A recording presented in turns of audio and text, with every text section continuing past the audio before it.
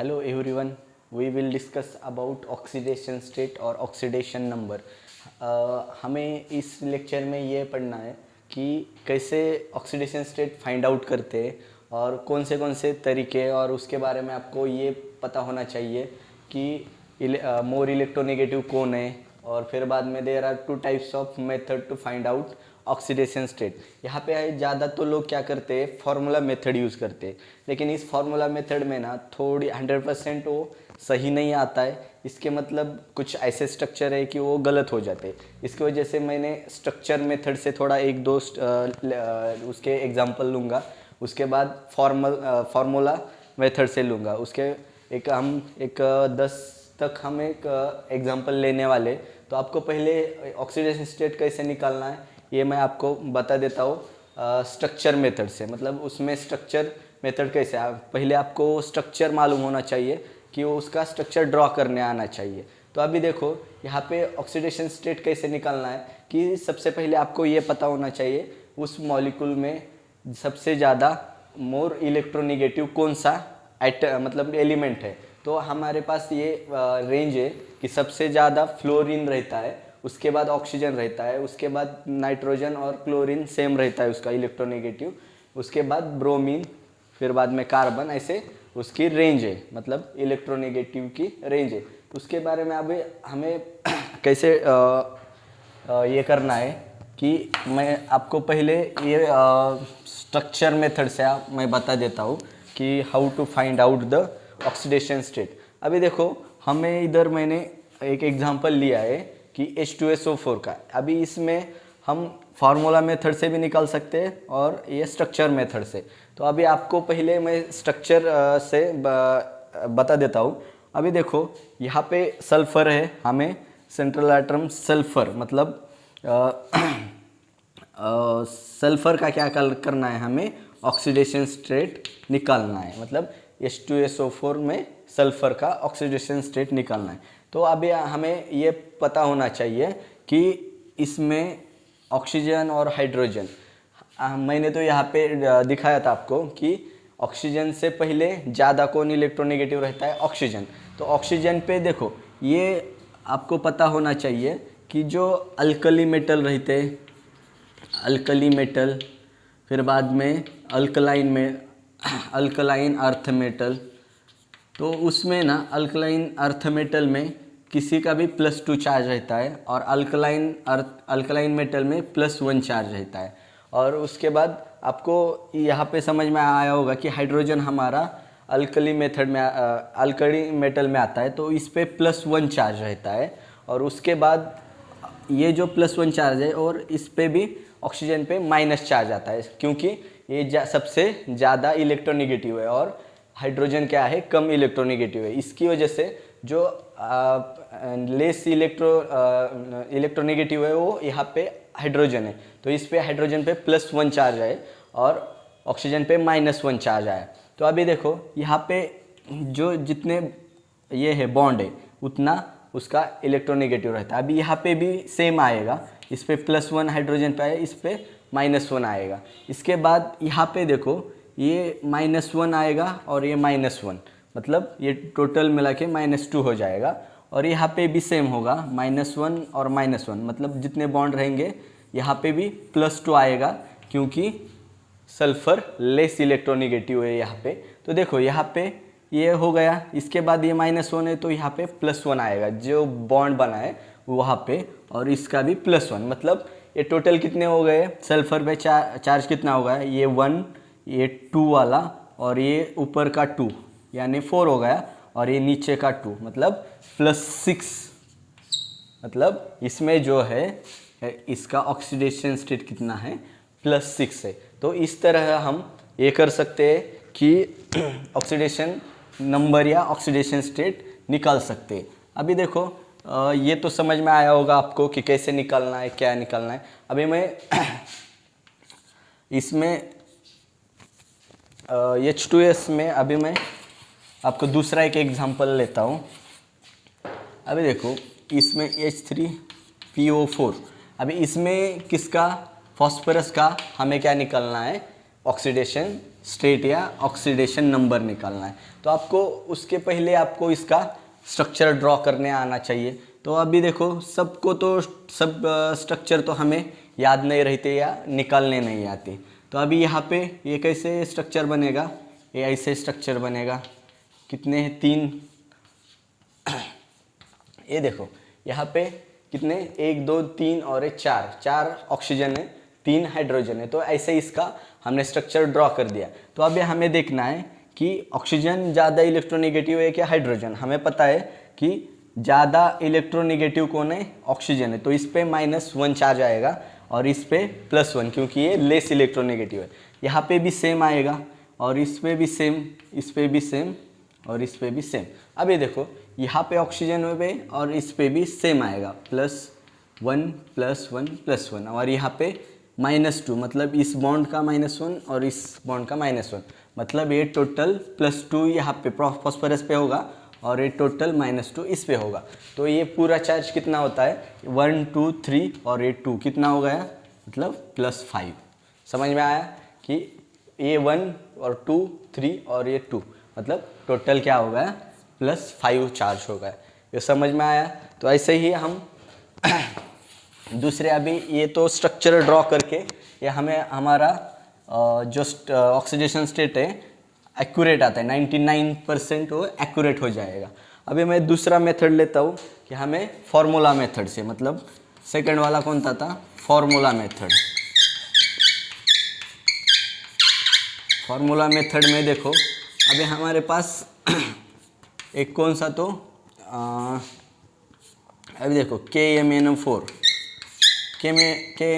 में हमें क्या, मैंगनीज का हमें ऑक्सीडेशन स्टेट निकालना है। तो हमें ये इसमें क्या कंसीडर करना पड़ेगा, पहले इसको X कंसीडर करो और फिर बाद में क्या करो कि ये पोटेशियम हमारे अल्कलाइन मेटल में आता है तो उसका +1 चार्ज रहता है, प्लस इसको X कंसीडर करने का जो हमने मैंगनीज। और इसके बाद देखो कभी भी ऑक्सीजन का -2 चार्ज रहता है और टोटल कितने हाइड्रोजन है, सॉरी ऑक्सीजन है 4 है, 4 × -2 करने का।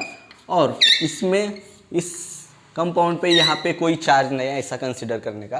कुछ रहेगा इधर -1 रहेगा तो हम इधर -1 लिख सकते हैं, लेकिन यहाँ पे कोई चार्ज नहीं है तो इसकी वजह से हम इसको 0 लिख रहे हैं। अभी देखो यहाँ पे ये 1 + X जैसे कि जैसा प्लस =0, मतलब 4 × 2 -8। इसके बाद X प्लस ये -8 और ये +1 =0, कितना होगा ये X +-7 हो गया =0 और X +7। यहाँ पे आपको जो स्टेट लिखते हैं तब उसका पॉजिटिव और नेगेटिव लिखना बहुत ज़रूरी है। मतलब जो मैंगनीज है, मैंगनीज में कौन सा चार्ज है, +7 चार्ज आ गया। तो समझ में आया होगा। हम दूसरा एग्जांपल लेंगे 1 2 4। तो ये सब एग्जांपल है। हम फार्मूला मेथड से कैसे कैलकुलेट करेंगे, फर्स्ट देखेंगे हम H3PO3, मतलब इसमें हम स्ट्रक्चर से भी ड्रॉ कर सकते हैं और स्ट्रक्चर ड्रॉ करने के बाद भी निकाल सकते हैं, लेकिन हम अभी फार्मूला मेथड से देख रहे हैं। अभी देखो यहाँ पे आपको पता है हाइड्रोजन अल्कलाइन मेटल में आता है तो इसमें कितना +1 चार्ज रहता है और टोटल कितने हाइड्रोजन है, 3 है। इसके बाद प्लस चार्ज देने का, इसके बाद हम इसका फॉस्फोरस का निकालना है तो X उसे कंसिडर करते हैं। X कंसिडर करने के बाद अभी यहाँ पे देखो ऑक्सीजन कितने 3 और ऑक्सीजन पे -2 चार्ज रहता है तो -2 = अभी इस टोटल इस पर कुछ चार्ज नहीं है, मतलब यहाँ पे हम 0 ले सकते हैं। अभी देखो ये 3 कैलकुलेशन करने के बाद X + 3 × 6 = 0, मतलब अभी उसमें से X + -6 और ये +3 = 0, यानी X = हम +3 लिख सकते हैं यहाँ पे। तो जो फॉस्फोरस है इसका ऑक्सीडेशन नंबर क्या है, इसका +3 है। समझ में आया। तो अभी दूसरा ये हम दूसरा लेंगे S2O3 2-। यहाँ पे देखो अभी सेकंड वाला एग्जांपल, तो कैसे हमें इसका निकालना है, सल्फर का निकालना है। तो इस यहाँ पे टोटल सल्फर कितने 2 है, इसको 2x कंसिडर करने का। उसके बाद यहाँ पे देखो 3 क्या है, ऑक्सीजन है। तो ऑक्सीजन का ये क्या रहता है, ऑक्सीडेशन नंबर -2 कभी भी रहता है। और वहाँ यहाँ पे देखो हमारे पुराने इस पे चार्ज कितना 0 0 ही था, तो अभी यहाँ पे 2 माइनस आ रहा है, तो यहाँ पे 2 माइनस लिखने का। इसके बाद क्या करने का, कैलकुलेशन करने का है। अभी देखो 3 2 6 इज इक्वल टू -2, यहाँ पे 2x is equal to minus का प्लस हो जाएगा और ये -2 जैसा जैसा। तो 2x इज इक्वल टू ये हो जाएगा +4, ये इसके बाद ये डिवाइडेशन में जाएगा, +4 divided by 2 is equal to +2, यानी हमारे सल्फर का ऑक्सीडेशन स्टेट क्या आया, +2 आया। समझ में आया? तो ये ऐसे इस तरीके से हम ऑक्सीडेशन स्टेट क्या करते हैं, ड्रॉ करते हैं, ऑक्सीडेशन स्टेट निकालते हैं। तो अभी ये दोनों का हो गया, तो इसके बाद हम निकालेंगे HPO3 का। अभी यहाँ पे HPO3 का, अभी देखो इसमें हमें फॉस्फोरस का ऑक्सीडेशन नंबर निकालना है या स्टेट निकालना है। तो यहाँ पे हाइड्रोजन 1 है, मतलब +1। उसके बाद इसको X कंसिडर किया फॉस्फोरस को। इसके बाद 3 ऑक्सीजन है और ये -2 रहता है ऑक्सीडेशन नंबर और ऑक्सीजन का। तो यहाँ पे कोई चार्ज नहीं है इस पे, तो यहाँ पे हम 0 ले सकते हैं। इसके बाद इसका कैलकुलेशन किया तो x plus 3 2 6 minus is equal +1 is equal to 0, यानी x यानी +5 इज इक्वल टू 0। तो x इज इक्वल टू +5 किसका ऑक्सीडेशन स्टेट आया, फॉस्फोरस का ऑक्सीडेशन स्टेट आ गया। समझ में आ रहा है? तो अभी हम दूसरा वाला एग्जांपल लेंगे, ये Cr2 उसको CrO4 2- का।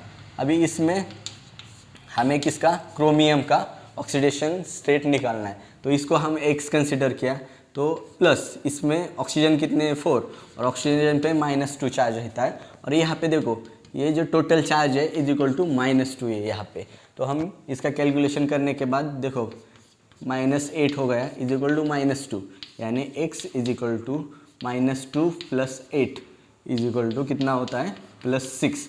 यानी जो क्रोमियम है, क्रोमियम पे क्या चार्ज है, +6, ऑक्सीडेशन नंबर उसका +6 हो गया। तो उसके बाद हम ये वाला एग्जांपल करेंगे।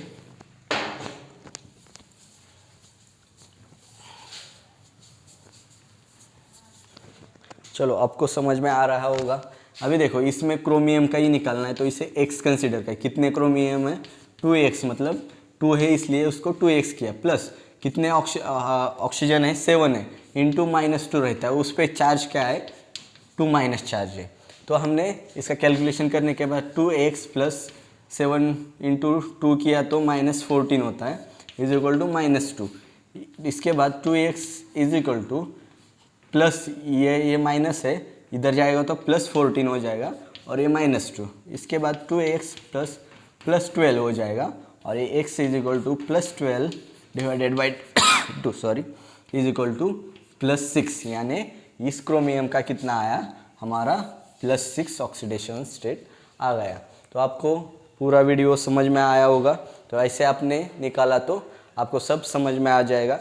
ये ज़्यादा तो रिडॉक्स रिएक्शन में आपको ऑक्सीडेशन स्टेट, ऑक्सीडेशन नंबर निकालने के लिए ये ज़्यादा हेल्प होता है। उस पर ऑक्सीडेशन और रिडक्शन रहता है। तो आपको ऑक्सीडेशन हो गया या रिडक्शन हो गया तो इससे आपको निकालना है और उसके बाद आपको रिडॉक्स रिएक्शन अच्छे से निकालना आएगा और समझ में आएगा कि किसका ऑक्सीडेशन हो गया और किसका रिडक्शन हो गया है। तो जहाँ पे ऑक्सीडेशन नंबर बढ़ता है उधर ऑक्सीडेशन होता है, और जिधर रिड्यूस होता है मतलब +6 का +3 हो गया तो रिडक्शन रहता है। ये 2 चीज़ें वहाँ पे रहती है। Thank you everyone.